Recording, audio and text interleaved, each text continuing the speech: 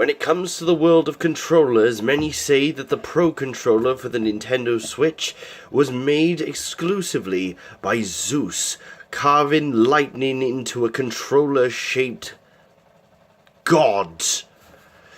Yes, if you can't tell, I love the Pro Controller. Hello ladies and gentlemen, Minifridgeinthia here with my hands this time, and this is a bit weird. It almost feels like an Ashen's video, which I'm trying not to emulate, I gotta be honest. It didn't help with the whole gods thing, but hey... goodness. Right, okay, so, as we all know, the Nintendo Switch Pro Controller is a really good little doohickey. It is probably one of the most... Hang on, maybe... Where's the actual... I had everything ready behind me, and now it's not ready anymore. There it is, bloody hell. Right. Yes, the Nintendo Switch Pro Controller is an absolute god, I've got to be honest. It is one of the most comfortable controllers I ever have used. Nice clicky buttons, soft buttons for this kind of stuff. Only thing is it doesn't have context-sensitive triggers, but I'm not too bothered about that. It also comes with a USB Type-C wire that you can use to charge the thing, and it's also really handy for charging Gaming Geek Chic's phone. So she usually has that when she's uploading. But today, that is not the main point of this video. The main point of this video is the recently released Nintendo Switch wired controller, or as it's known over here, the Horipad. The reason I brought the Pro Controller into this is because of the fact that while this is an unboxing, I will be comparing it mainly to this here.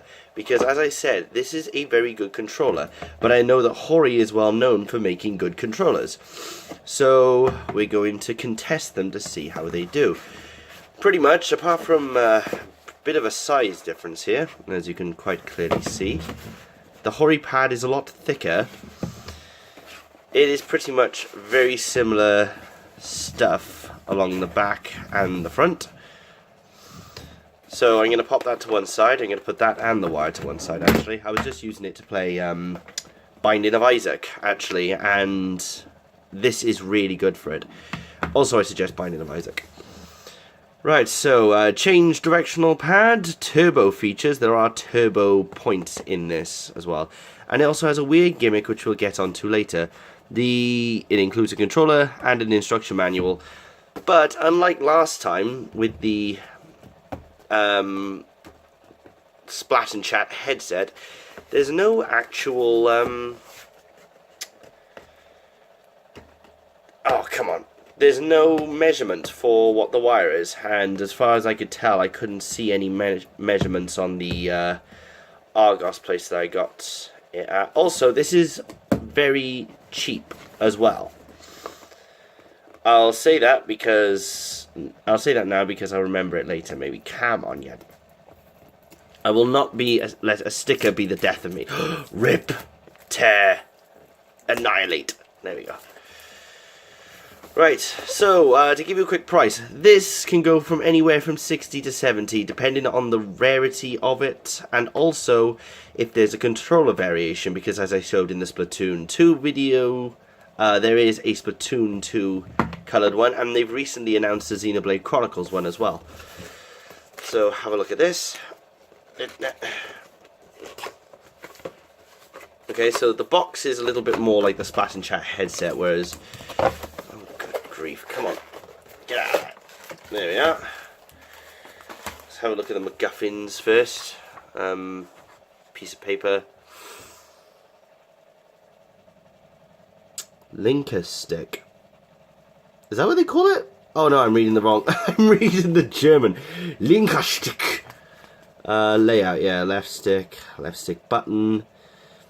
Pretty much all the same as usual, and you of course plug this into the Nintendo Switch dock itself. There is no way to put it into the actual Nintendo Switch. We'll get to that, because hopefully I'm going to contest it to all merits. And it looks very nice. I'll give it that much. Get out. It's weird because I'm trying not to look through the weird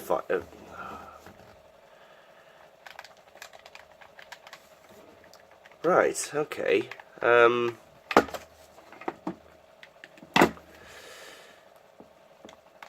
trying to get a feel for it a second, see about the overall feel of this. It's weird because I'm so used to this, the Pro Controller.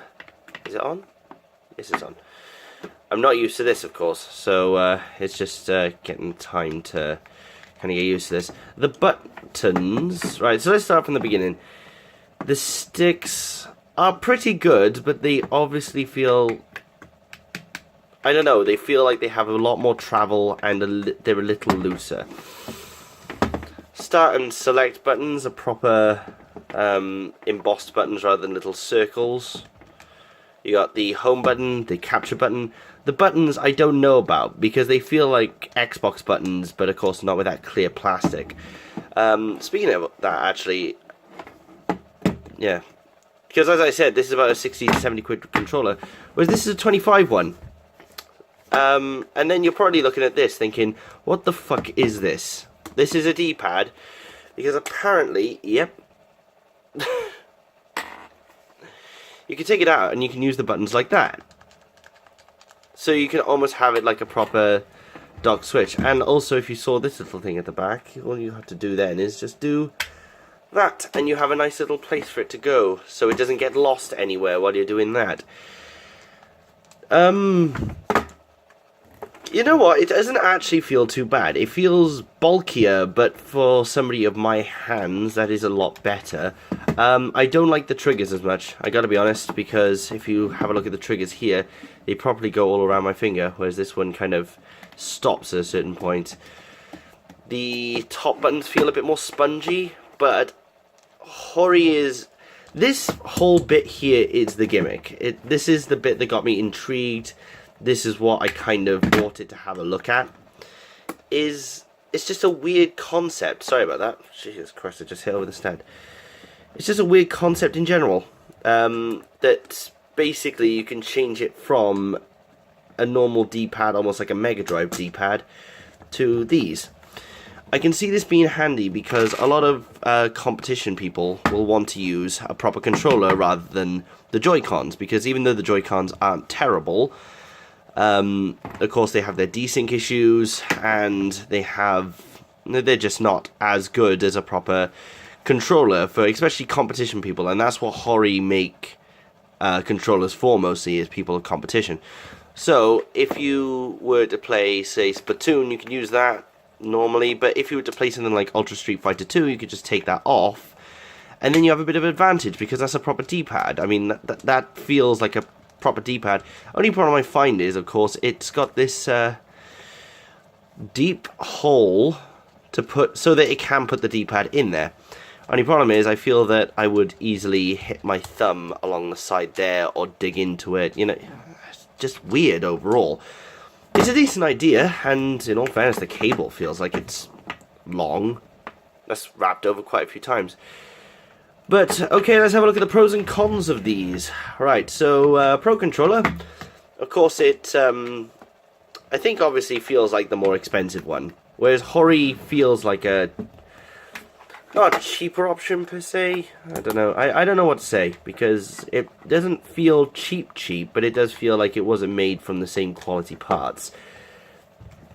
Of course, this feels like it's a proper controller. It's got these nice grips on it. It's got a lovely clear feel to it, whereas this one just kind of looks like an Xbox controller with this weird aesthetic choice right here. I think that's what puts me off most of all. Oh, plus it has turbo. I forgot to mention that because I don't care about turbo. It's wired, which is good, which means you never need to charge it, but these things have about 20 to 40 hours anyway, so you're never caught with a Pro Controller out of battery. I did one occasion because I drained the battery on both of them. The buttons feel a lot nicer on this one. Overall, if you feel that you want to go the whole 9 yards and pay an obscene amount of money for a controller, like I said, 60 to 70 quid, you go right ahead and you buy this controller. However, if you do want a £25 controller, and in all fairness, not a terrible controller, I'm not saying it's a terrible controller overall, I'm just saying, compared to this, which I've been using basically since the Switch came out, I would prefer this option. But that might just be me picking sides here. Like I said, it's not a bad controller. If you're strapped for cash and you want a good alternative, this is a good alternative. No charge needed, you just plug it up. It looks like it has a decently long wire. Feels like an Xbox controller. Has a cool little thing for people who don't like using these kind of weird pushy D-pads and would prefer to use actual buttons. Oh shit, I'm about to lose that. No, there we go. There you go, there's my thumbnail right there. Hang on. But yes, if you feel like wasting a bit of money, get a Pro Controller. If you don't fancy wasting a lot of money, use the Nintendo Switch Horipad. And I think that's really all I can say about it. I'm going to give it a try out. I might give you an update video to see how it plays properly. But other than that, it's a controller, isn't it? It's probably one of the cheapest on the market at the moment at 25, because even PS4 and Xbox One controllers are still going for about 40 to 50. Anyway, thank you very much for watching, ladies and gentlemen. Minifridgeinthia. Hopefully I'll have a new mini mug out soon. And apart from that, please subscribe to my channel. Check out my Facebook page, my Instagram, and my Twitter. My Twitter is Mini&Abster, and my Instagram and Facebook are Minifridgeinthia. Apart from that, Minifridgeinthia out.